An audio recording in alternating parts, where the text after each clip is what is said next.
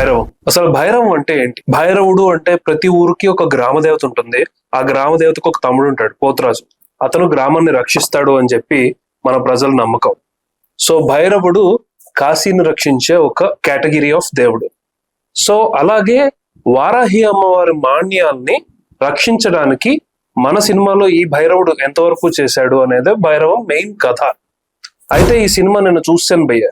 నేను చూసిన వెంటనే నాకు అనిపించింది ఏంటి అంటే, కథ బాగుంది, కథనం బాగుంది, చెప్పే విధానం బాగుంటే బాగుండేమో అనిపించింది. ఇది తమిళ్లో లాస్ట్ ఇయర్ రిలీజ్ అయిన గరుడన్ సినిమా రీమేక్. అక్కడ సూరి గారు, శశాంక్ గారు, ఉన్ని ముకుందన్ గారు చేశారు ఈ క్యారెక్టర్స్. వాటినే ఇక్కడ బెల్లంకొండ సాయి శ్రీనివాస్ గారు, నారా రోహిత్ గారు, మంచు మనోజ్ గారు చేశారు. ఈ తమిళ్ ఫ్లేవర్ అనేది యాక్చువల్లీ డైరెక్ట్ గా తమిళ డబ్బింగ్ సినిమా చూస్తేనే బాగుండేమో అనిపించింది. తమిళ్ ఫ్లేవర్ ఎక్కడా బాగలేదు. మన తెలుగు నేటివిటీకి ఎంతవరకు మార్చారో తెలుసుకుందాం అనుకున్నా, కానీ నేటివిటీకి మార్చినా అది అంతగా అతకలేదు. That is the major setback of Bhairavam. ఈ సినిమా డైరెక్టర్ విజయ్ కనకమేడల గారు. ఇతను ఇంతకు మునుపు నాంది అనే ఒక అద్భుతమైన సినిమా చేశారు. అల్లరి నరేష్ గారు చేశారు. అందులో అద్దిరిపోతుంది సినిమా, ఒకళ్ళు చూడకపోతే చూసేయండి. అయితే అటువంటి డైరెక్టరు అతను ఒరిజినల్ ఐడియా కాకుండా ఇలా రీమేక్ సినిమా ఎంచుకోవడం వల్ల అనుకుంటా ఆ ఇంపాక్ట్ తగ్గింది. అయితే ఈ స్టోరీ విషయానికి వచ్చేసరికి స్టోరీ మొత్తం వారాహి అమ్మవారు ఆవిడ గుడి మాన్యాల చుట్టూ తిరుగుతూ ఉంటుంది. అయితే స్టోరీ సెట్టింగ్, అసలు సినిమా స్టార్ట్ అయిన తర్వాత ఆ స్టోరీ సెట్టింగ్, వరల్డ్ బిల్డింగ్, అంటే ఆ సినిమాలో ఉన్న క్యారెక్టర్స్ ని బిల్డ్ చేయడం అనే పాయింట్స్ ఏవైతే ఉన్నాయో, ఈ పాయింట్స్ ని చాలా జాగ్రత్తగా హ్యాండిల్ చేయాలి. అయితే మన తెలుగు సినిమా మాస్ ఎలివేషన్ కోసం ఒక సాంగ్, ఒక ఫైట్, ఒక ఎలివేషన్ సీన్ టైప్ లో బిల్డ్ చేశారు. కాబట్టి వరల్డ్ లో జనం ఇంకా కూర్చోక ముందే సినిమా కథలోకి వెళ్ళిపోతుంది.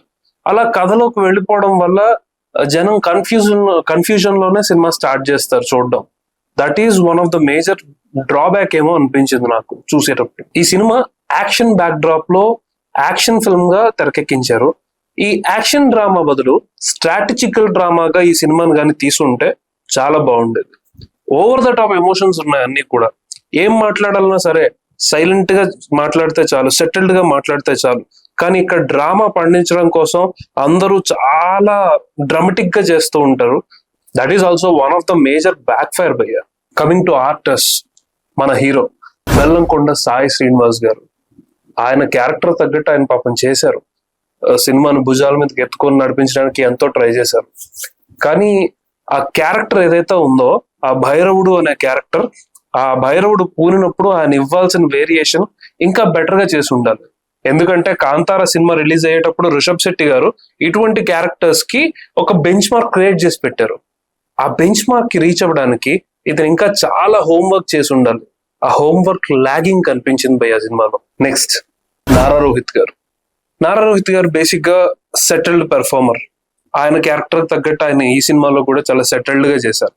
ఆయన సినిమాలో రాముడితో కంపేర్ చేస్తారు. సో నిజంగా రాముడు ఎంత సౌమ్యంగా ఉంటాడో, ఎంత టీవీగా ఉంటాడో అలాగే ఉన్నారు. కానీ ఇంకేదో చిన్న షార్ప్నెస్ యాడ్ చేసి ఉంటే బాగుండేది. అండ్ సాంగ్స్ లో మిగతా ఇద్దరితో పోలిస్తే, అంటే బెల్లంకొండ గారితో గానీ మంచు మనోజ్ గారితో గానీ పోలిస్తే ఈయన సాంగ్స్ లో కొంచెం తగ్గారనే చెప్పాలి. సో అదొక్కటి నేను నోటీస్ చేశాను. అపార్ట్ ఫ్రమ్ దాట్, ఎస్పెషల్లీ ఈయన క్యారెక్టర్ నాకు పర్సనల్ గా నచ్చింది. ఈయన వైఫ్ క్యారెక్టర్ ఉంటుంది, దివ్య గారు ప్లే చేశారు. ఈవిడ మంగళవారం సినిమాలో క్యారెక్టర్ చేశారు. అప్పుడే అనుకున్నా ఈవిడ స్క్రీన్ ప్రెసెన్స్ చాలా గొప్పగా ఉంది అని.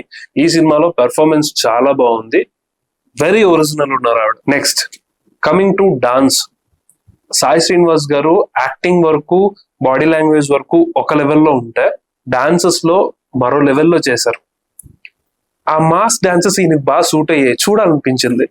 సో సాయి శ్రీనివాస్ గారిని డాన్సెస్ పరంగా అప్రిషియేట్ చేయొచ్చు. And rocking star Manchu Manoj గారు, ఈయన కోసం ఎంత చెప్పుకున్నా తక్కువే. జనరలీ ఒకప్పుడు ఈయన సినిమాల కోసం ఈగర్ గా వెయిట్ చేసేవాళ్ళం. So after long long long long long waiting ఈ సినిమాలో మళ్ళీ కనిపించారు.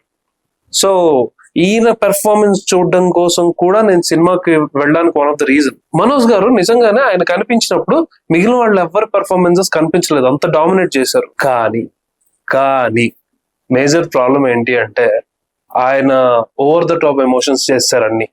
ఏది మాట్లాడినా సరే పళ్ళు మొత్తం బిగబెట్టేసి గజాలు ఊపేసి ఒకే రకంగా పెర్ఫామ్ చేశారు. స్టార్టింగ్ లో టెరిఫిక్ పెర్ఫార్మెన్స్ అనిపించింది, కానీ రాను రాను రాను రాను మొనోటనీ అయిపోయింది.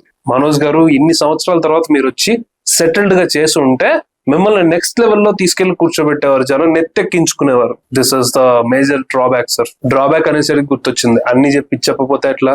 డబ్బింగ్ మేజర్ గా మంచు మనోజ్ గారు మాట్లాడుతున్నప్పుడు బేస్ వాయిస్ కోసం ట్రై చేసి ఓన్లీ సినిమా మొత్తం బొంగురు గొంతుతోనే మాట్లాడుతూ ఉంటారు ఆయన. ఆ డబ్బింగ్ ని యాక్సెప్ట్ చేసింది డైరెక్టరా, సౌండ్ ఇంజనీరా, మరి టీంకే తెలియాలి. And next thing, cinema shoot చేసేటప్పుడు నార్మల్ తెలుగులో మాట్లాడి సినిమా పోస్ట్ లోని దానికి స్లాంగ్ యాడ్ చేసినట్టు ఉంటుంది. అంటే లిప్ లో ఏం చేస్తున్నావు అని ఉంటుంది, కానీ డబ్బింగ్ వచ్చేసరికి మనకు ఆడియోలో ఏడ్ చేస్తున్నావా అని అనిపిస్తూ ఉంటుంది. ఆ డిఫరెన్స్ అనేది చాలా క్లియర్ గా నాకు కనిపిస్తూ ఉంది. As a film person I can understand it clearly. So ఇది నాకు నచ్చలేదండి అసలు. అది లేకుండా ఒరిజినల్ తెలుగుతో పెట్టినా ఇంకొంచెం బెటర్ గా అనిపించేదేమో నాకు. నెక్స్ట్, సినిమా కరెక్ట్ గా పేస్ లోకి వెళ్తూ ఉంది, ఓకే బాగుంది అనుకునే టైంలో కరెక్ట్ గా ఆ టైంలో పెంట చేయడానికి అదితి శంకర్ గారు హీరోయిన్ రూపంలో వస్తారు. వచ్చి రాగానే ఏదో ఒక చిన్న పాయింట్ కమర్షియల్ ఎలిమెంట్ యాడ్ చేయడం కోసం ఒక సాంగ్ పెడతారు. ఎన్నాళ్ళు సార్ ఇదే రొటీన్ గా ఫార్ములా ఫాలో అవుతారు? అప్కమింగ్ డైరెక్టర్స్ కదా మీరు ఇకపైనైనా కొంచెం బెటర్ గా చేస్తే బాగుంటుందేమో అనిపిస్తుంది. ఈ కట్ పన్నా సాంగ్లు వద్దు సార్ ప్లీజ్. ఇది నా తరపు నుంచి ఒక రిక్వెస్ట్. సో ఇదండి అబౌట్ భైరవం. సినిమా మైనసా, బాగాలేదా అంటే కాదు, నేను కావాలనే ఒక క్రిటిక్ పాయింట్ ఆఫ్ వ్యూలో చూసి చెప్పిన ఈ పాయింట్లు. సినిమా అయితే నిజంగానే ఒక నార్మల్ ఆడియన్స్ కి ఒక మాస్ జాతరలా ఉంది. గూస్ బంప్ మూమెంట్స్ చాలా బాగున్నాయి, మంచి గూస్ బంప్స్ వస్తాయి. నారా రోహిత్ గారిది, మంచు మనోజ్ గారిది, ఇద్దరిది ఫ్రెండ్షిప్ చాలా బాగుంది. న్యాయంగా ఒక పక్కన ఒక మాట అనుకుంటే ఆ వెనక ఎలా నించోవాలి అండదండగా అనే పాయింట్ ని సాయి శ్రీనివాస్ క్యారెక్టర్ లో చాలా బాగా చెప్పారు. సినిమా కథ పరంగా కానీ అన్ని పరంగా ఎంటర్టైన్ చేస్తుంది. నా పర్సనల్ పాయింట్ ఆఫ్ వ్యూ ఇందాకంతా చెప్పింది. సినిమా అయితే నా దృష్టిలో ఒక కామన్ ఆడియన్స్ కి ఎంగేజింగ్ గా ఉంది, యావరేజ్ గా ఉంది. సో ఖచ్చితంగా it's worth watch once in theatres. So must watch Bhairav. Thank you. Signing off your Bharadwaj.